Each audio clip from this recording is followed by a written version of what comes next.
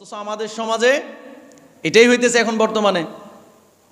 কে দেখবেন মসজিদের সভাপতি নামাজ পড়ে না, একক তো নামাজ পড়ে না, কেশিয়ার দিয়ে রাখছে নামাজ পড়ে না, সেক্রেটারি এইসব মসজিদে আসে না।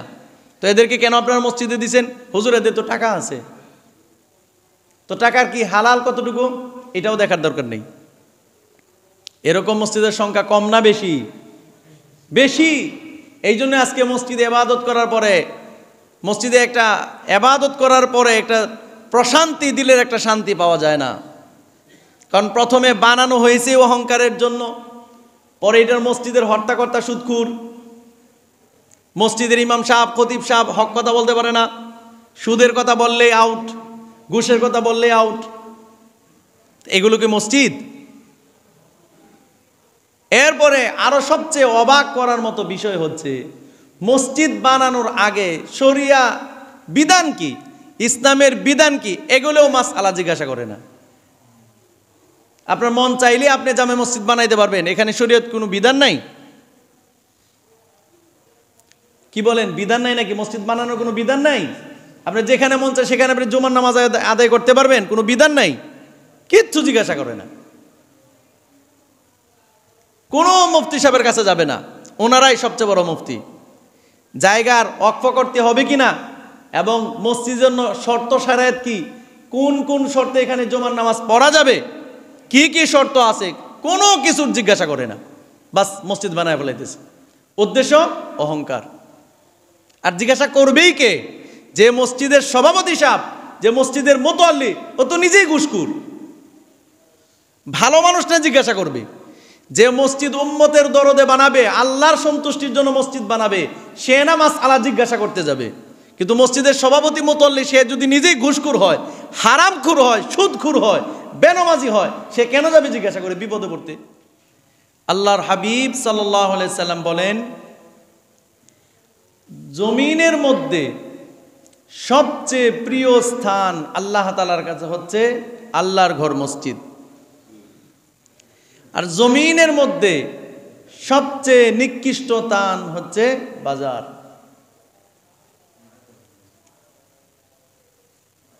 বাজার হচ্ছে জরুরত। যেমন ওয়াশরুমও নিকৃষ্ট স্থান, কিন্তু মানুষ এখানে যায় না। কেন যায়? জরুরত এটা।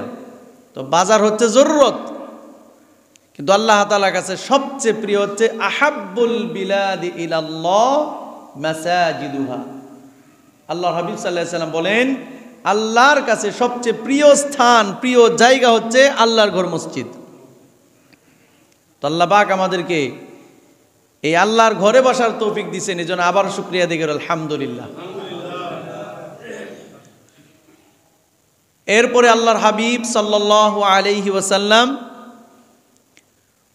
দুনিয়ার মধ্যে মানুষ নিজ জরুরতে অনেক ঘরবাড়ি বানায়, বিল্ডিং বানায়, কিন্তু আল্লাহর হাবিব সাল্লাল্লাহু আলাইহি সাল্লাম বলেন, মান বানা মাসজিদান ইয়াবতাগি বিহি ওয়াজহাল্লাহ, মান বানা মাসজিদান ইয়াবতাগি বিহি ওয়াজহাল্লাহ বানাল্লাহু লাহু বাইতান ফিল জান্নাহ। আল্লাহর হাবিব সাল্লাল্লাহু আলাইহি সাল্লাম বলেন, যেই ব্যক্তি ইয়াবতাগি বিহি ওয়াজহাল্লাহ, আল্লাহর সন্তুষ্টির জন্য, আল্লাহকে রাজি খুশি করার জন্য জমিনে আল্লাহর ঘর মসজিদ বানাবে, আল্লাহর হাবিব সাল্লাল্লাহু আলাইহি সাল্লাম এই শব্দটা দুইবার উচ্চারণ করছেন, বানাল্লাহু লাহু।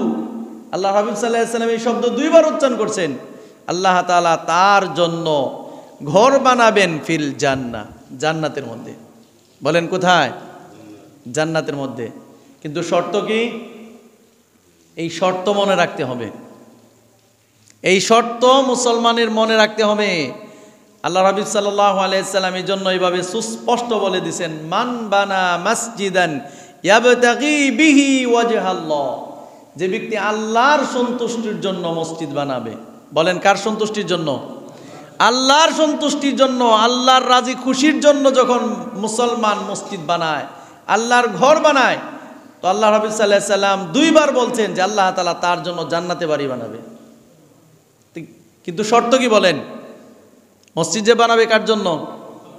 আল্লাহর সন্তুষ্টির জন্য।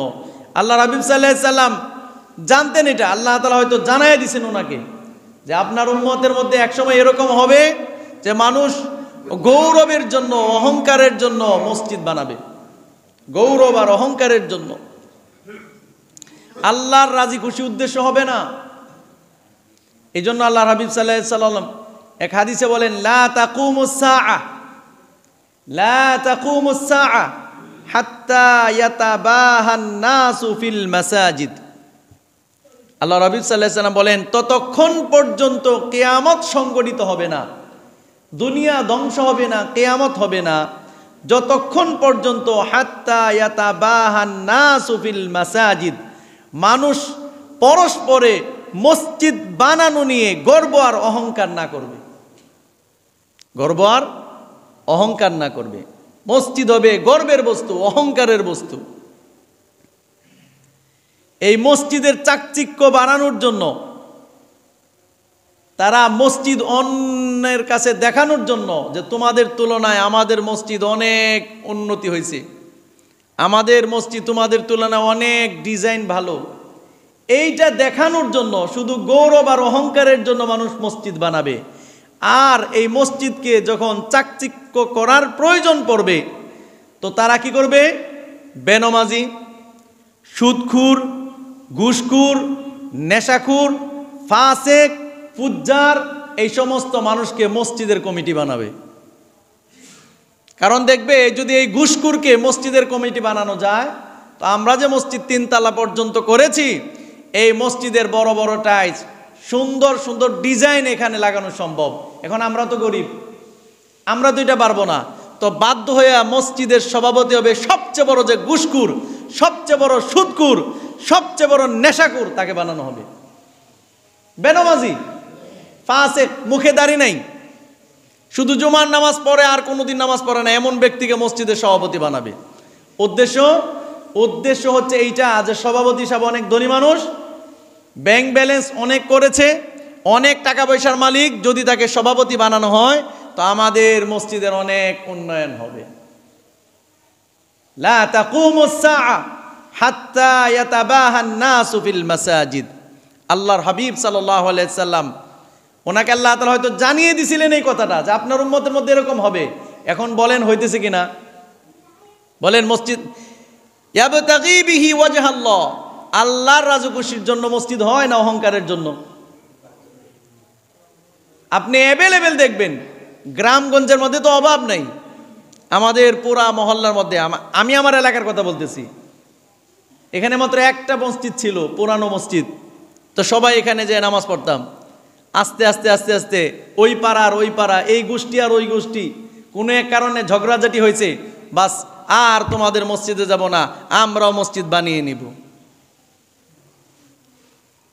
তো এটা কি ইয়াবতাগি বিহি ওয়াজহাল্লাহ, আল্লাহর সন্তুষ্টির জন্য মসজিদ বানানো হয়েছে নাকি হিংসার কারণে? এবং পুরানো মসজিদে যদি টাইলস লাগে, নতুনেরা চিন্তা করে আমাদের মসজিদে টাইলস লাগবে না কেন, আমাদের কি টাকা পয়সা কম আছে নাকি? দেখো, সবচেয়ে বড় ধনী ব্যক্তিকে তার টাকা কিভাবে ইনকাম হয় এটা দেখার দরকার নেই, সে নামাজি না বেনামাজি এটা দেখার দরকার নেই। তাকে এরকম সেক্রেটারি বানায় দাও, তাকে ক্যাশিয়ার বানাও, যাতে করে মসজিদের উন্নয়ন হয়। আর এটাই বর্তমানে চলতেছে, কি বলেন, চলতেছে না? রাসূল করিম সাল্লাল্লাহু আলাইহি ওয়াসাল্লাম হাদিস শুনে গেছেন, যারা এই সুদখুর, বেনমাজি, ঘুষখুর, নেশাখুর, ফাসেক, ফুজ্জার, সমাজের সবচেয়ে নিকৃষ্ট, এদেরকে যখন মসজিদের কমিটি বানানো হবে আর উদ্দেশ্য হবে দুনিয়া কামানো, আল্লাহ হাবিব সাল্লাল্লাহু আলাইহি ওয়াসাল্লাম বলেন, তোমরা অপেক্ষা করো, এরপরেই তোমাদের পতন হবে, কিয়ামত সংঘটিত হবে। এখন বর্তমানে এটা হইতেছে কিনা? জায়গা দখল করে, মসজিদ দিয়া জায়গা দখল, মসজিদ দিয়া জায়গা দখল, কল্পনাও করতে পারবেন না। একটা হচ্ছে অহংকারের জন্য মসজিদ বানায়, একটা জায়গা দখল করে মসজিদ দিছে, বাস এখন তো কেউ কিছু বলবে না, জায়গা দখল হয়ে গেল। চাঁদাবাজি, মসজিদের নামে চাঁদাবাজি, অবাক হবেন যে বাংলাদেশে কি পরিমাণ চাঁদাবাজি চলে মসজিদের নামে। অ্যাভেলেবেল এরকম মসজিদ আছে, একজনই মুতাওয়াল্লি, উনি মসজিদের হর্তাকর্তা, কারো কাছে কোনো হিসাব দেওয়া লাগে না। আপনি যাবেন, কোনো হিসাব কিতাব নাই, মসজিদের হুজুর একজন রাখছে, এলেম অর্ধেক আছে আর অর্ধেক নাই, সূরা কেরাত সহি শুদ্ধ না, বাপদাদা মসজিদ কইরে গেছে, বাস ওনারা রেখে দিছে, আর মসজিদে আসতেছে, মসজিদের নাম দিয়ে কালেকশন করতেছে, কোনো হিসাব কিতাব নেই। মসজিদের নামে চাঁদাবাজি 10 বছর 15 বছর হয়ে গেছে, এখন আর কোনো কিছু মিলাইতে পারে না, হিসাবের কোনো মিল নেই। মানে এই লোক এতদিন বড় মসজিদ দিয়ে চাঁদাবাজি করছে, এখন হিসাব কিভাবে দিবে? আল্লাহ হাবিব সাল্লাল্লাহু আলাইহি ওয়াসাল্লাম এই উম্মতকে হাদিস শুনায়া গেছেন, লা তাকুমুস সাআ, হে মুসলমান, ততদিন পর্যন্ত কিয়ামত সংঘটিত হবে না, হাত্তা ইয়াতাবাহান নাস ফিল মাসাজিদ, যতদিন পর্যন্ত মানুষ মসজিদ কিনে অহংকার আর গর্বের বস্তু না বানাবে। অথচ যারা এই উদ্দেশ্যে মসজিদ করবে, মসজিদের নামে চাঁদাবাজি করবে, মসজিদ দিয়ে জায়গা দখল করবে, এদের জন্য আল্লাহ তাআলা মসজিদ একটা নয় 1000 মসজিদ বানানোর পরেও আল্লাহ রাসূল সাল্লাল্লাহু আলাইহি ওয়াসাল্লাম যে বলছেন, বানাল্লাহু লাহু বাইতান ফিল জান্নাহ, যে যারা আল্লাহর সন্তুষ্টির জন্য মসজিদ বানায়, আল্লাহ তাআলা তার জন্য জান্নাতে ঘর বানাবেন। এই হাদিস তাদের জন্য প্রযোজ্য নয়। কথা কি বুঝতে পারছেন? অথচ আমাদের সমাজে এটাই হইতেছে এখন বর্তমানে। কে দেখবেন মসজিদের সভাপতি নামাজ পড়ে না, এক ওয়াক্ত নামাজ পড়ে না, কেশিয়ার দিয়ে রাখছে নামাজ পড়ে না, সেক্রেটারি এইসব মসজিদে আসে না। তো এদেরকে কেন আপনারা মসজিদে দিচ্ছেন? হুজুর এদের তো টাকা আছে, তো টাকার কি হালাল কতটুকু এটাও দেখার দরকার নেই। এরকম মসজিদের সংখ্যা কম না বেশি? বেশি। এই জন্য আজকে মসজিদে ইবাদত করার পরে, মসজিদে একটা ইবাদত করার পরে একটা প্রশান্তি, দিলের একটা শান্তি পাওয়া যায় না। কারণ প্রথমে বানানো হয়েছে অহংকারের জন্য, পরে এটার মসজিদের হর্তাকর্তা সুদখুর, মসজিদের ইমাম সাহেব খতিব সাহেব হক কথা বলতে পারে না, সুদের কথা বললেই আউট, ঘুষের কথা বললেই আউট। এগুলো কি মসজিদ? এরপরে আরো সবচেয়ে অবাক করার মতো বিষয় হচ্ছে, মসজিদ বানানোর আগে শরিয়া বিধান কি, ইসলামের বিধান কি, এগুলোও মাসআলা জিজ্ঞাসা করে না। আপনার মন চাইলে আপনি জামে মসজিদ বানাইতে পারবেন, এখানে শরীয়ত কোনো বিধান নাই? কি বলেন, বিধান নাই নাকি? মসজিদ বানানোর কোনো বিধান নাই? আপনি যেখানে মন চায় সেখানে আপনি জুমার নামাজ আদায় করতে পারবেন, কোনো বিধান নাই, কিচ্ছু জিজ্ঞাসা করে না। কোনো মুফতি সাহেবের কাছে যাবে না, ওনারাই সবচেয়ে বড় মুফতি। জায়গার ওয়াকফ করতে হবে কিনা এবং মসজিদের জন্য শর্ত শারায়াত কি, কোন কোন শর্তে এখানে জুমার নামাজ পড়া যাবে, কি কি শর্ত আছে, কোনো কিছুর জিজ্ঞাসা করে না, বাস মসজিদ বানায় ফেলাইতেছে। উদ্দেশ্য অহংকার। আর জিজ্ঞাসা করবেই কে? যে মসজিদের সভাপতি সাহেব, যে মসজিদের মুতাল্লি, ও তো নিজেই ঘুষখোর। ভালো মানুষটা জিজ্ঞাসা করবে। যে মসজিদ উম্মতের দরদে বানাবে, আল্লাহর সন্তুষ্টির জন্য মসজিদ বানাবে, সে না মাসআলা জিজ্ঞাসা করতে যাবে। কিন্তু মসজিদের সভাপতি মুতাল্লি সে যদি নিজেই ঘুষখোর হয়, হারামখোর হয়, সুদখোর হয়, বেনামাজি হয়, সে কেন যাবে জিজ্ঞাসা করে বিপদে পড়তে? এই জন্য মাসআলাও জিজ্ঞাসা করে না। এর জন্য আমরা তো একটা মসজিদ বানাইতে চাই, তো মসজিদের জায়গার অবস্থা এই, মসজিদের আশপাশের মসজিদগুলোর অবস্থা হচ্ছে এই, মসজিদে এই সমস্ত মানুষের নামাজ পড়ে, এটার মুতাল্লি তারা, এগুলো কোনো কিছু মাসআলা না জিজ্ঞাসা করেই অহংকার আর গর্বের জন্য মসজিদ বানায়, আর মসজিদকে চাকচিক্য করে। এখন টাকা হালাল হোক আর হারাম হোক, এইভাবে যারা মসজিদ বানাবে, বলেন এই সমস্ত মসজিদ বানানোর দ্বারা কি কিয়ামতের দিন আল্লাহ তাআলা আমার জন্য আপনার জন্য কি জান্নাতি ঘর বানাবে?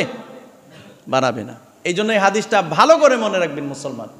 মান বানা মাসজিদান ইয়াবতাগি বিহি ওয়াজহাল্লাহ, যে ব্যক্তি আল্লাহর সন্তুষ্টির জন্য, আল্লাহর রাজি খুশির জন্য মসজিদ বানাবে, আল্লাহ রাব্বুল সাল্লাল্লাহু আলাইহি সাল্লাম দুইবার বলছেন বানাল্লাহু লাহু বাইতান ফিল জান্নাহ, আল্লাহ তাআলা তার জন্য জান্নাতে ঘর বানাবে। আর যারা অহংকারের জন্য মসজিদ বানাবে, গর্ব অহংকারের জন্য মসজিদ বানাবে, মসজিদ নিয়ে গর্ব করবে, মসজিদকে আবাদ করবে না, মসজিদে আবাদ হবে না, এরা হচ্ছে এই সমস্ত মসজিদগুলো হইতেছে না, এগুলো কিয়ামত ডেকে আনতেছে। রাসূলের পরিভাষায় বোঝা যায় কিয়ামত ডেকে আনতেছে। এখন মসজিদ বানানো কি নিষেধ? না, মসজিদ বানানো নিষেধ না, কিন্তু বানাতে হবে কার জন্য? আল্লাহর জন্য। আল্লাহর হাবিব সাল্লাল্লাহু আলাইহি ওয়াসাল্লাম মসজিদ বানাইতে এবং মসজিদগুলিকে পরিচ্ছন্ন ও সুগন্ধময় করতে আল্লাহ রাবী সাল্লাল্লাহু আলাইহি সাল্লাম নির্দেশ দিয়েছেন। আয়েশা রাদিয়াল্লাহু তাআলা আনহা, ওনার থেকে এক হাদিস বর্ণিত হয়েছে, তিনি বলেন, আমার রাসূলুল্লাহ সাল্লাল্লাহু আলাইহি সাল্লাম বিবিনাইল মাসাজিদি ফিদ দুয়ারি, আল্লাহ রাবী সাল্লাল্লাহু আলাইহি সাল্লাম বলেন, তোমরা আবাসিক এলাকায় মসজিদ বানাও। আমি আদেশ দিচ্ছি তোমরা আবাসিক এলাকায় বানাও, মসজিদ বানাও। ওয়া আন তুনাজ্জাফা, আর মসজিদগুলোকে তোমরা পরিষ্কার পরিচ্ছন্ন রাখো। মসজিদ থাকবে কি? পরিষ্কার পরিচ্ছন্ন। ওয়া তুতাইয়্যিবা, আর মসজিদগুলোকে তোমরা সুগন্ধময় করো। আমাদের বাংলাদেশের অধিকাংশ মসজিদ হচ্ছে নোংরা। এটা বড় কারণ। বড় কারণ হচ্ছে মসজিদ বানাইছে 1000 টাকা দিয়া, লাখ টাকা দিয়া, কোটি টাকা দিয়া, কিন্তু মসজিদের একজন মুয়াজ্জিন নেই, মসজিদের একজন খাদেম নেই। ইমাম সাহেব একজন রাখছেন, উনি নামাজের আগে আসেন, তালা খুলেন, নামাজ পড়ান, নামাজ পড়া শেষ, তালা দেন, চলে যান। কারণ উনি তো মসজিদের ইমাম রাখছেন, আপনি তো খাদেম রাখেন নেই, একজন মুয়াজ্জিনও নেই। আর সুগন্ধি, এটা তো মানে নিষেধ মনে হয়, মানে মসজিদের সুগন্ধি দেওয়া এটা মনে হয় নিষেধ। অথচ আল্লাহ রাবী সাল্লাল্লাহু আলাইহি সাল্লাম আদেশ করছেন খালি মসজিদ বানাইতে নয়, ওয়ান তুনাজ্জাফা, মসজিদগুলি কি রাখো? পরিষ্কার পরিচ্ছন্ন রাখো। দেখবেন মসজিদের ওই কোনায় ময়লা, ওই কোনায় ময়লা, যার যেখানে মন চায় কাপড় ঝুলিয়ে রাখতেছে।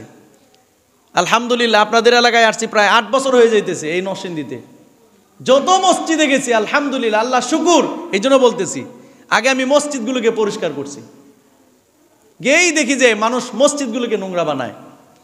বারান্দা তো হাঁটাই যায় না, কোনোদিন জারমোস কোনো কিছু দেয় না। মসজিদের মধ্যে গিয়ে দেখবে যে এখানে ময়লা, ওইখানে ময়লা, সব জায়গায় ময়লা। কারণ মসজিদ বানাইতে পারে এরা লাখ টাকা দিয়া, কোটি টাকা দিয়া, কিন্তু একজন খাদেম আর মুয়াজ্জিন রাখতে পারে না। অথচ মসজিদের সাথে এটা জরুরি, একজন মুয়াজ্জিন, একজন খাদেম অবশ্যই রাখতে হবে। তাহলে কে পরিষ্কার করবে? আপনি তো পরিষ্কার করবেন, আপনি তো সভাপতি সাহেব, আপনি তো কেশিয়ার, আপনি তো বড় পদওয়ালা, আপনি তো পরিষ্কার করবেন না। তো মসজিদ বানানো যেরকম জরুরি, মসজিদ বানানোর সাথে সাথে মসজিদকে পরিষ্কার রাখা, পরিচ্ছন্ন রাখা এবং সুগন্ধিযুক্ত রাখা, এটাও কিন্তু রাসূল সাল্লাল্লাহু আলাইহি ওয়াসাল্লাম হাদিসে বলছে। কিন্তু এই ব্যাপারে আমরা জানি? আমরা জানি না।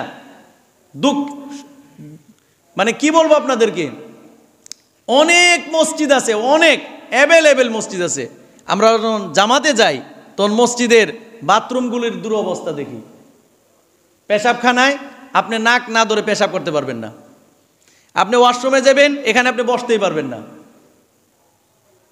অথচ মসজিদে এসে দেখবেন টাইসলা, কোটি টাকা দিয়ে মসজিদ করছে, কিন্তু বাথরুম আর পেশাবখানার অবস্থা খুব নাজেহাল। অথচ ফুকাহায়ে কেরাম এটা লেখছেন যে যদি কোনো মানুষ পরিষ্কার পরিচ্ছন্ন না হয়, মানে উজু ইস্তেঞ্জা থেকে, তার জন্য উজু শুরু করা জায়েজ হবে না। বলে জায়েজ হবে? আপনি যে জায়গায় পেশাব করলেন আর পেশাবের ছিটা আপনার কাপড়ে বললো, এখন আপনি একবার নয় যদি 7 বারও উজু করেন, আপনার উজু হবে? এই কথাগুলি মসজিদের কমিটি যারা আছে এদের মাথায় ঢুকে না। এই সুফিসাব যারা, এই সুফিসাবদের মাথায় এটা ঢুকে না যে মসজিদ বানানোর আগে এই পেশাবখানা আর ইস্তেঞ্জাখানা এটা ভালো বানানো চাই। মসজিদে টাইলস লাগানোর আগে ওইখানে টাইলস লাগানো উচিত। কারণ যদি আপনি পেশাব পায়খানায় যদি পরিষ্কার পরিচ্ছন্ন না হন, তো আপনি এই টাইলসওয়ালা মসজিদে নামাজ পড়লে কি হবে আমার বলেন? কিন্তু এটা আমরা বুঝি। দেখেন বাংলাদেশের সব মসজিদ টাইলসওয়ালা, কিন্তু পেশাবখানা যাবেন আর পেশাব করতে পারবেন না। তো যিনি ওয়াশরুম করছেন আর যে নোংরা অবস্থায় ওয়াশরুম করছেন আর কাপড়ের মধ্যে এই ময়লা, এই নাপাকি লেগে আসছে, সে জুমার নামাজ একবার কেন বলেন 7 বার বললে কোনো সব হবে? এই পাগল বুঝাবো কারে? এটাই বুঝাইতে পারি না। সবগুলি মসজিদের একই হাল। অথচ নামাজ পড়ার আগে পরিচ্ছন্নতা, রাসূল সাল্লাল্লাহু আলাইহি ওয়াসাল্লাম এমনিও তো হাদিস বলছেন, আত-তুহুরু শাতরুল ঈমান, পরিষ্কার পরিচ্ছন্ন এটা ঈমানের অংশ, একটা অংশ, শাতরুল ঈমানের একটা অংশ। এই জন্য শুধু মসজিদ বানাইলেই হবে না, যারা মসজিদের দায়িত্বে থাকবে এদের এটা বোঝা দরকার রাসূল করিম সাল্লাল্লাহু আলাইহি ওয়াসাল্লাম যে আদেশ করছেন যে তোমরা মসজিদ বানাও, আর সাথে সাথে কি করো? আনতুনাজ্জাফা, মসজিদকে পরিষ্কার পরিচ্ছন্ন রাখবা। যদি এরকম হিম্মত না থাকে মসজিদ বানাইবা না। এই হিম্মত আগে কইরে নাও। তোমাকে কে বলছে 3 তলা 5 তলা বানায় তুমি টাইলস টাকা, অথচ মসজিদে একজন খাদেম রাখো না, মসজিদ পরিষ্কার করার লোক নেই। অত তৈয়বা, আর মসজিদ কি করো? সুগন্ধিময় করো। আপনারা যারা হজে গেছেন আলহামদুলিল্লাহ, ওমরাতে যারা যান দেখবেন মক্কায় মদিনায় বড় বড় মসজিদ যেগুলো সৌদি আরবে আছে, দেখেন সুগন্ধির কি পরিমাণে ব্যবস্থা আছে। যারা গেছেন জানেন না, এটা রাসূলের হাদিস, এরা এটা পড়ছে, এরা এটা মানে। সব মসজিদে মুয়াজ্জিন আছে, খাদেম আছে, এই সুগন্ধি দেওয়ার ব্যবস্থা আছে। কিন্তু আমাদের দেশের অবস্থা কি? এই সুফি সাহেবরা মসজিদ বানায়, প্রথমে হচ্ছে হিংসা, এদের মসজিদে আর যাবো না, আমাদের মসজিদে আমরা নামাজ পড়বো। এই বানানোর সময় নিয়ত খারাপ, হিংসার উদ্দেশ্যে মসজিদ বানাইছে আলহামদুলিল্লাহ বালা, এরপরে কোনো খবর নেই। ইমাম আসে আর যায়, তো বললাম হুজুর আসে আর যায় কারণ কি? ওই ঠিক মতো বেতন দেয় না। এরপরে বাজারের যত দাম দর আছে সব মানে মুসল্লিদের বাজারের রেট বাড়ে, কিন্তু ইমাম সাহেব যে ওনার আর রেট বাড়ে না। এই বেটা আর তরকারি দিয়ে ভাত খায় না। তো দেখেন আসতেছে আর যাইতেছে, এই মসজিদের দুরবস্থা, বাংলাদেশের মসজিদের দুরবস্থা দেখবেন। শুধু বানায় আর কোনো খোঁজখবর নেই। কারণ খোঁজখবর রাখবে কিভাবে? প্রথমেই যিনি মুতওয়াল্লি, যিনি সভাপতি সাহেব, উনি তো বেনামাজি, ও তো নিজে মসজিদে আসে না, ও বুঝবে কেমনে? এই জন্য মসজিদ বানানোর সাথে সাথে আল্লাহর হাবিব সাল্লাল্লাহু আলাইহি সাল্লামের এই হাদিসগুলি মনে রাখতে হবে। রাসূল সাল্লাল্লাহু আলাইহি সাল্লাম বলছে, আবাসিক এলাকায় তোমরা কি করো? মসজিদ বানাও। আর সাথে কি আদেশ করছে বলেন? আনতুনাজ্জাফা, কি রাখো? পরিষ্কার পরিচ্ছন্ন রাখো। ও আনতুতাইয়াবা, আর কি করো? সুগন্ধিযুক্ত করো। এই জন্য মসজিদে আসার আগে এই নিজের মধ্যেও সুগন্ধি রাখতে হবে। আর একটা বড় বিষয় বলি, যেটা মানে খুবই খারাপ লাগে আমার কাছে, আপনারা এই হাদিসটা আপনারা সবাই জানেন এটা, এরপরে আমি বলি। আমরা সবাই জানি যে আল্লাহর হাবিব সাল্লাল্লাহু আলাইহি সাল্লাম পেঁয়াজ আর রসুন এগুলো খেয়ে মসজিদে আসতে কি করছেন? নিষেধ করছেন। বলছেন যে এগুলো যে ঘ্রাণ, এগুলো হালাল, খাওয়া কিন্তু হারাম না, খাওয়া কি হালাল, কিন্তু এর যে ঘ্রাণটা আছে এটা ফেরেশতাদের জন্য কি হয়? কষ্টদায়ক হয়। এই জন্য রাসূল সাল্লাল্লাহু আলাইহি সাল্লাম বলছে তোমরা পেঁয়াজ খাও, কোনো সমস্যা নাই, রসুন খাও, কোনো সমস্যা নাই, কিন্তু এই মুখের দুর্গন্ধ দূর হওয়ার পরে তুমি মসজিদে আসবা। এই হাদিস আপনারা সবাই জানেন না? এখন আসেন, আমাদের অনেক ভাই আছেন 5 ওয়াক্ত নামাজি মানুষ, আলহামদুলিল্লাহ 5 ওয়াক্ত জামাতে নামাজ পড়েন, এরপরেও আপনারা সিগারেট খান। তো আপনি নিজের বিবেক দিয়ে চিন্তা করেন, মানে হাদিস লাগবে না, আপনার বিবেক খাটান। আল্লাহর হাবিব সাল্লাল্লাহু আলাইহি সাল্লাম পেঁয়াজ আর রসুন হালাল একটা খাবার না হারাম খাবার? হালাল খাবার। হালাল খাবারের যদি গন্ধ হয়, এটা নিয়ে আসতে যদি ফেরেশতাদের কষ্ট হয়, আর আপনি যে সিগারেট খেয়ে পরে মসজিদে আসেন, এই দুর্গন্ধ যে মুখের মধ্যে থাকে, ফেরেশতা খুব আনন্দ ভোগ করে না? আপনি তো 5 ওয়াক্ত নামাজি মানুষ, বেনামাজির কথা বাদ দিলাম, আপনি তো নামাজি মানুষ, তা আপনার দিলের মধ্যে এই কথা একবার লাগে না যে রাসূল সাল্লাল্লাহু আলাইহি সাল্লাম পেঁয়াজ হালাল খাবার খেয়ে মসজিদে যেতে নিষেধ করছেন, আর আমি হারাম খাই আর এই গন্ধটা নিয়ে আবার মসজিদে যাই? বলেন কি অবস্থা? এরপরে কিছু মানুষ তো এরকম, এরা ধূমপান এত বেশি করে, জর্দা সবাই তো জর্দা খায় না, জর্দা আপনি হালাল না হারাম ওই মুফতি সাহেবকে ফতোয়া দিবেন, কিন্তু আপনি যদি এটা বুঝেন সিগারেট খায় এটা যদি হারাম হয়, এটাকে আপনারা খুব খারাপ মনে করেন, তো এটা তো বেটা পুইরে আগুন খাইছে, ধোঁয়া খেয়ে ফেলেছে, আর আপনি তো জর্দা পোড়াটাই খেয়ে ফেলেছেন, এটা হালাল হবে নাকি? তো এই যে জর্দা, একজনে জর্দা খায় কিন্তু বাকি আমিও তো খাই না, এখন আপনার এই জর্দার কারণে আমার কষ্ট হয় না? আপনি সিগারেট খান, একের কাপড়ের মধ্যে পর্যন্ত গন্ধ করে, কাপড়েও গন্ধ করে, যারা সিগারেট খায় এদের কাপড়েও গন্ধ করে সিগারেটের। তো আপনি বলেন যে পেঁয়াজ খাওয়ার পরে যদি মসজিদে আসা নিষেধ হয়, তো আপনি মুফতি সাহেব হয়ে নিজেকে ফতোয়া দেন, সিগারেট খাওয়ার পরে এই গন্ধ যদি আপনার মধ্যে থাকে, তো মসজিদে আসা কি ঠিক হবে? বলেন ঠিক হবে নি ভাই? এই জন্য যারা সিগারেট খান একেবারে আল্লাহর হস্তে তওবা করেন, একদিন হয়তো ছাড়তে পারবেন না, কিন্তু আপনি তো নামাজি মানুষ, আপনি আস্তে আস্তে এগুলো ছাড়ার চেষ্টা করেন। আর যতদিন পর্যন্ত এই বদ অভ্যাস আছে আপনার মধ্যে, খুব সাবধান, এই পান খাওয়ার জর্দা খাওয়ার যাদের বদ অভ্যাস আছে এদেরকেও সাবধান, একদম পাক সাফ হয়ে ব্রাশ করে মিসওয়াক করে সুগন্ধি ব্যবহার করে এরপরে মসজিদে আসবেন, কারণ আপনার এই দুর্গন্ধটা অন্যের কষ্টের কারণ। আর মুসলমানকে কষ্ট দেওয়া হালাল না হারাম? হারাম। কেন? আমি হুজুর মানুষ, আমি সিগারেট খাই না, আপনার মহব্বত করি, আপনি আমার সাথে এসে মুসাফা করলেন, আমিও মহব্বত করে মুসাফা করলাম, কিন্তু হাত থেকে বড় গন্ধ আসে, এটা তো আমার জন্য কষ্টের কারণ। এরকম অনেক মানুষ আছে, আপনার বন্ধু আছে সিগারেটের দ্বারে কাছেও যায় না, কিন্তু বন্ধু মানুষ মহব্বত করে, হাত মিলাইছে, হাতে গন্ধ। এই জন্য খুব সাবধান। বেনামাজি বাদ, যারা নামাজ পড়েন কমসে কম এদেরকে আমি অনুরোধ করব, এই সিগারেট খাওয়া বাদ দেন, এই জর্দা খাওয়া, পান খাওয়া বাদ দেন। কিচ্ছু হয় না না খাইলে, এগুলি কিচ্ছু হয় না। খালি নিয়ত করেন যে আমি সিগারেট, বিড়ি, পান এগুলো খাবো না। ইনশাল্লাহ নিয়ত করলেই ছাড়তে পারবেন। যেগুলো মসজিদে গেলে অন্য মুসল্লি বা অন্য মুসলিম ভাইয়ের কষ্ট হয়, ফেরেশতারা কষ্ট পায়, এরকম কাজ আমি করব না। নিয়ত করা জানাবে ইনশাল্লাহ। একটু নিয়ত করেন, নিয়ত করলেই ছাড়তে পারবেন।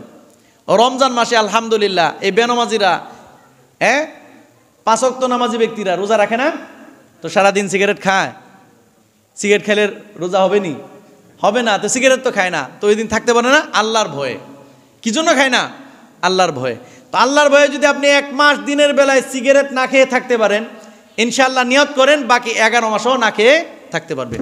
শুধু নিয়ত করা দরকার যে এটা ফেরেশতাদের কষ্টের কারণ, অন্য মুসলিম ভাইয়ের কষ্টের কারণ রাসূল সাল্লাল্লাহু আলাইহি ওয়াসাল্লাম নিষেধ করছেন, সুতরাং এগুলো খাবো না, তাইলেই সম্ভব। এরপরে আসেন, আল্লাহ তাআলা মসজিদ কারা আবাদ করবে, মানে মসজিদ আবাদ করবে কারা, মসজিদের জিম্মাদার কারা হবে, মসজিদ কমিটিতে কারা থাকবে। অনেকের মনের আবেগ আমারে মসজিদের কমিটির মধ্যে রাখে না, আমিও তো মসজিদের কমিটিতে থাকতে চাই। তো শোনেন, এটা কিন্তু কমিটি না, এটা মসজিদের জিম্মাদারি। এখানে ফুটানির কোনো কিছু নাই। অন্য জায়গায় সভাপতি হইলে খাওয়া যায়, আর মসজিদের সভাপতি হইলে পকেট থেকে দিতে হয়। বুঝতে পারছেন নি? আল্লাহ তাআলা বইলে দিছে মসজিদের জিম্মাদার কারা হবে, এই কমিটি কারা হবে। আয়াত নেন কোরআনে কারিমে, আল্লাহ তাআলা কি বলছে, মসজিদের মুতাল্লি কারা হবে। আল্লাহ তাআলা কোরআনে কারিমে সূরা তাওবা 18 নম্বর আয়াতে বলেন, ইন্নামা ইয়া'মুরু মাসাজিদাল্লাহ মান আমানা বিল্লাহি ওয়াল ইয়াউমিল আখির ওয়া আকামাস সালাহ ওয়া আতাজ যাকাহ ওয়া লাম ইয়াখশা ইল্লাল্লাহ।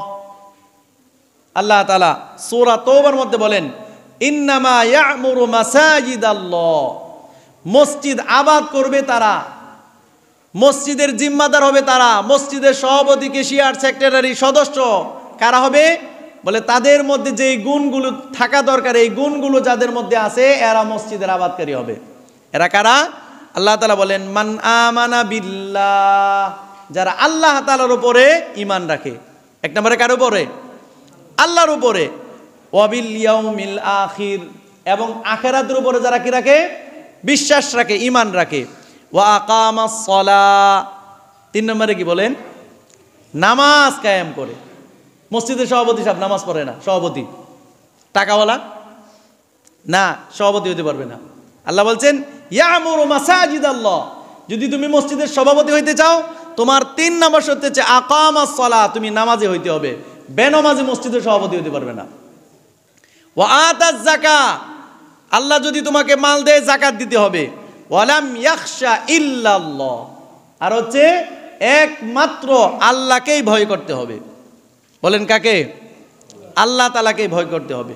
আল্লাহ বলেন ফাআসা, এই গুণগুলো যাদের মধ্যে আছে এরা যখন মসজিদ আবাদ করে, ফাআসা আশা করা যায়, উলাইকা আইয়াকুনু মিনাল মুহতাদিন, আশা করা যায় এরা হেদায়েত প্রাপ্তদের অন্তর্ভুক্ত হবে। সুতরাং আমরাও অনেক মানুষ আছি, আমরা যারা আম সাথে মুসল্লি, আমাদের মধ্যেও এই মন মানসিকতা, হুজুর অমুককে আপনি সভাপতি বানায় দেন। তো কেন সভাপতি বানায় দিব না? হুজুর বানাইলে অনেক মসজিদের উন্নয়ন হবে। এমন উন্নয়নের দরকার নেই। আপনি বেনামাজিরে, ঘুষখুররে, সুদখুররে, ফাসেক ফুজ্জারকে মসজিদের সভাপতি বানায়া মসজিদের উন্নয়ন করার কোনো দরকার নেই। আপনি একজন নামাজি ব্যক্তি যিনি মসজিদে আসে, মসজিদের খোঁজ খবর নেই, ইমাম মুয়াজ্জিন তার কাছে সুস্পষ্ট ভাষায় কিছু বলতে পারে, নির্দ্বিধায় বয়ান করতে পারে, কোরআন ও হাদিসের কথা বলতে পারে, এমন ব্যক্তিকে মসজিদের সভাপতি বানান। এরা যখন মসজিদের সভাপতি হবে, এরা নিজেরাও হেদায়েত প্রাপ্ত হবে, অন্যদেরকেও হেদায়েতের দিকে আহ্বান করতে পারবে। কথা কি বুঝতে পারছেন? এরপরে আল্লাহর হাবিব সাল্লাল্লাহু আলাইহি ওয়াসাল্লাম মসজিদের ব্যাপারে আরেকটা কথা বলছেন, ইজা রাআইতুম আইয়াবিউ আও ইয়াবতাউ ফিল মাসাজিদ ফায়াকুলু লা আরবাহাল্লাহু তিজারাতাকা ওয়া ইজা রাআইতাহুম মায়ানশুদু ফীহি দাল্লাতান ফাকুলু লা রাদ্দাল্লাহু আলাইকা ফাইন্নাল মাসাজিদা লাম তুবনা লিহাদা।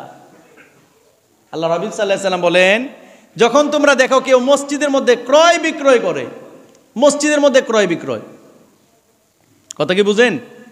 মসজিদের মধ্যে ক্রয় বিক্রয় করা যাবে না, যে আমি এই পণ্য বিক্রি করি, আমি দোকানের মালিক, এই নেন আমার কাছ থেকে এই পণ্যগুলো আপনারা কিনবেন, এটা মসজিদে বলা যাবে না। রাসূল সাল্লাল্লাহু আলাইহি ওয়াসাল্লাম বলেন, তোমরা যখন দেখবে যে মসজিদের মধ্যে কেউ ক্রয় বিক্রয় করছে, ফাকুলু, তোমরা বলো, লা আরবাহাল্লাহু তিজারাতাকা, আল্লাহ তাআলা তোমার ব্যবসায় যেন লাভ না দেয়। অনুরূপভাবে ওয়া ইযা রাআইতাহুম মায়ানশুদু ফীহি দাল্লাতান, যখন তুমি দেখবা যে কোনো মানুষ হারানো বস্তুর এলান মসজিদে দিচ্ছে, হারানো বস্তুর এলান, আমাদের গ্রামগঞ্জে এটা আছে, তার ছাগল এটা হারিয়ে গেছে, হুজুর মসজিদের মাইক দিয়ে একটু বলে দেন আমার ছাগলটা হারিয়ে গেছে। আচ্ছা, মসজিদের মাইক এই জন্য দেওয়া হয়েছে, আপনার বাড়ির ছাগল হারিয়ে গেছে, এটা মসজিদের মাইক দিয়ে বলবে কেন? নিজের বিবেক, মানে নিজের একটু বিবেক খাটান, আল্লাহ তাআলা তো জ্ঞান বুদ্ধি দিয়ে দুনিয়ায় পাঠাইছে। আপনার বাড়ির ছাগল হারানো গেছে, এটা মসজিদের মাইক দিয়ে বলবে কেন?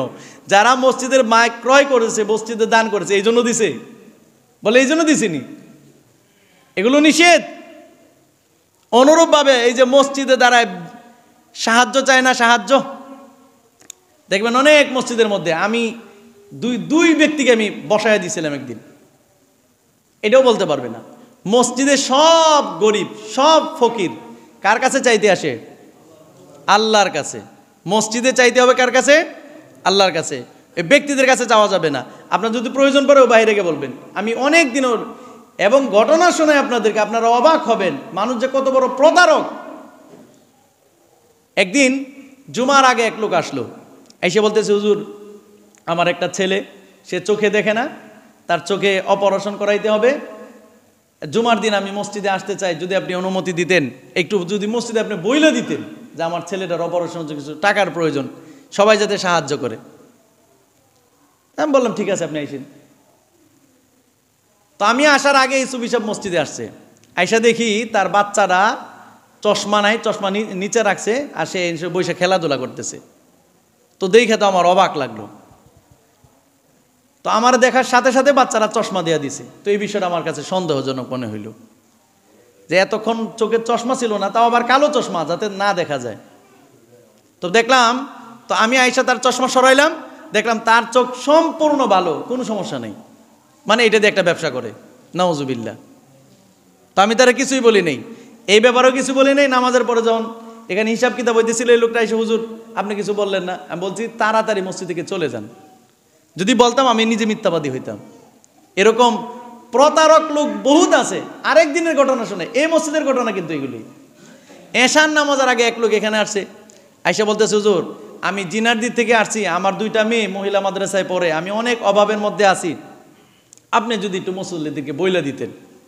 তো আমি বললাম, জিনারদি আপনার কোথায় বাড়ি? আমি জিনারদি এক মসজিদে 1 বছর ছিলাম, আর 5 ভাগ মসজিদে 2 মাস ছিলাম, হাজিবাড়ি মাদ্রাসায় পড়াশোনা করছি, মোটামুটি এলাকা আমার পুরা ভাজা আছে, কার ঘর কোন জায়গায় এটাও বলতে পারি। তো আমি বললাম, আপনার বাড়ি কোন জায়গায়? বলে জিনারদি। জিনারদি কার বাড়ির সাথে? এখন তো আর সে সঠিকভাবে বলতে পারে না। আমি বলেন, আপনার ভাইয়ের নাম কি, আপনার ছেলেদের নাম কি, ভাতিজার নাম কি, বা আপনার ছেলের নাম কি বলেন। সে কিছুই আর বলতে পারে না। তো পরে ওনার শোনালাম, শোনেন আমি জিনারদি চরপাড়া মসজিদে 1 বছর ছিলাম, 5 ভাগ মসজিদে 2 মাস ছিলাম, এখানে আমার অনেক আসা যাওয়া, আমি হাজিবাড়ি মাদ্রাসায় পড়াশোনা করছি। তো দেখলাম আর কোনো উত্তর দিতে পারে না, তো চুপচাপ আমার সামনে থেকে চলে গেছে। তো যারা দারিদ্র, ঠিক আছে আলহামদুলিল্লাহ, এদেরকে দান সদকা করা, কিন্তু অধিকাংশ হচ্ছে প্রতারক। আপনি বুঝতেও পারবেন না যে কত বড় প্রতারণা করতেছে। এই জন্য যে হাদিসটা শোনাইতেছিলাম আপনাদেরকে, যাক মাঝখানে অনেক কথা বলে ফেললাম। এক নম্বর হচ্ছে মসজিদে কোনো ধরনের ক্রয় বিক্রয় করা যাবে না। 2 নম্বরের কথা হচ্ছে, আল্লাহ রাসূল সাল্লাল্লাহু আলাইহি ওয়াসাল্লাম বলছেন যে কোনো মানুষ যদি মসজিদে কোনো হারানো বস্তুর এলান করে যে আমার অমুক একটা জিনিস হারিয়ে গেছে, এটা যদি এলান করে, রাসূল সাল্লাল্লাহু আলাইহি ওয়াসাল্লাম বলেন, ফাকুলু, তোমরা এটা বলো, লা রাদ্দাল্লাহু আলাইকা, যে তোমরা ওই ব্যক্তির জন্য এইভাবে দোয়া করবা, আল্লাহ যেন তোমার মাল ফিরিয়ে না দেয়। বলেন রাসূল কি বলছে? যে কেউ যদি মসজিদে এলান করে আমার এই বস্তু হারিয়ে গেছে, তো রাসূল সাহাবায়ে কেরামকে বলছে, তোমরা এই কথা বলো, ফাকুলু, আমরের সিগা, আদেশ সূচক, তোমরা এই কথা বলো, লা রাদ্দাল্লাহু আলাইকা, আল্লাহ যেন তোমার এই বস্তু আর ফেরত না দেয়। বুঝতে পারছেন? হ্যাঁ, এই জন্য মসজিদে কোনো জিনিস যদি হারানো যায় এটা বলা যাবে না। অনুরূপভাবে আরেকটা হাদিস শুনে শেষ করতেছি বয়ান।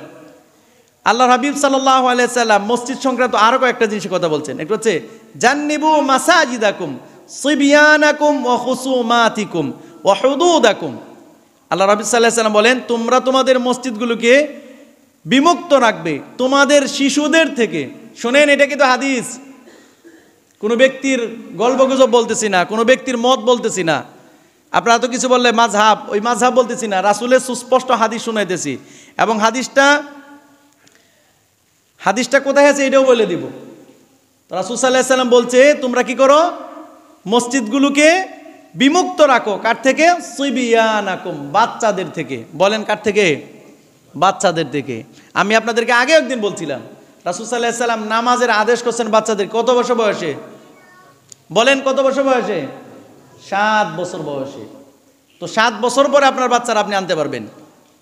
এই সিবিয়ানাকুম দ্বারা উদ্দেশ্য হচ্ছে শিশু। বলেন সিবিয়ানাকুম দ্বারা উদ্দেশ্য কি? শিশু। আল্লাহ রাব্বুল সাল্লাল্লাহু আলাইহি সাল্লাম বলছে যে তোমরা কি করো, সিবিয়ানাকুম, শিশুদের থেকে মসজিদ হেফাজত করো। কারণ আপনি মহব্বত করে আপনার ছেলেকে আনলেন, 3 বছরের বাচ্চা আয়সা পেশাব করে দিল, আর অন্যদের নামাজের ক্ষতি হইল, কি এরকম হইতে পারে না? এই জন্য এটা রাসূলের হাদিস। তোমরা কি করো, শিশুদের থেকে, সিবিয়ানাকুম, তোমাদের শিশুদের থেকে, ওয়া খুসুমাতিকুম, এবং তোমাদের ঝগড়া বিবাদ থেকে। মসজিদে এসে ঝগড়াঝাটি করা যাবে না। আপনি বাহিরে এক ব্যক্তির সাথে খুব লাগে গেছেন, এখন ওইখানে পারছেন না, মসজিদে এসে এখন শুরু করে দিছেন, এটা করা যাবে না। রাসূল সাল্লাল্লাহু আলাইহি ওয়াসাল্লাম বলছে, ওয়া খুসুমাতিকুম, তোমরা ঝগড়াঝাটি এসে মসজিদে করতে পারবা না। মারামারি করবা, তুমি আওয়ামী লীগ করো, বিএনপি করো, তুমি জামাত করো, হেফাজত করো, এগুলো সব বাহিরে, এখানে না। এখানে মারামারি করতে পারবা না, মসজিদের বাইরে। ওয়া হুদুদাকুম, এবং শরীয়তের নির্ধারিত মৃত্যুদণ্ড এবং অন্যান্য শাস্তি কার্যকর, এটা মসজিদের ভিতরে হবে না। কোথায় হবে না? মসজিদের ভিতরে হবে না, এগুলো সব মসজিদের বাইরে। ওয়া শিরাআকুম ওয়া বাইআকুম, এবং ক্রয় বিক্রয় মসজিদের মধ্যে করতে পারবে না। এরপর বলছে ওয়া জাম্মিরুহা ইয়াউমা জুমাইকুম, তোমরা তোমাদের মসজিদগুলোকে কি করো, শুক্রবারে আগর সুগন্ধি জালে সুগন্ধময় করবে, আর মসজিদের প্রবেশের পথে নিকট উযুখানা তৈরি করবে। তো এই হাদিস দ্বারা আমরা কি শিখলাম? এটা হচ্ছে শিশুদেরকে মসজিদে আনা যাবে না, মসজিদে এসে ঝগড়াঝাটি করা যাবে না, মসজিদের মধ্যে কাউকে শাস্তি দেওয়া যাবে না, অনুরূপভাবে মসজিদের মধ্যে ক্রয় বিক্রয় করা যাবে না। আর মসজিদ কি করতে হবে? সুগন্ধময় রাখতে হবে। সুগন্ধি নিজেও ব্যবহার করবেন, পারলে মসজিদ থেকে ব্যবহার করাবেন।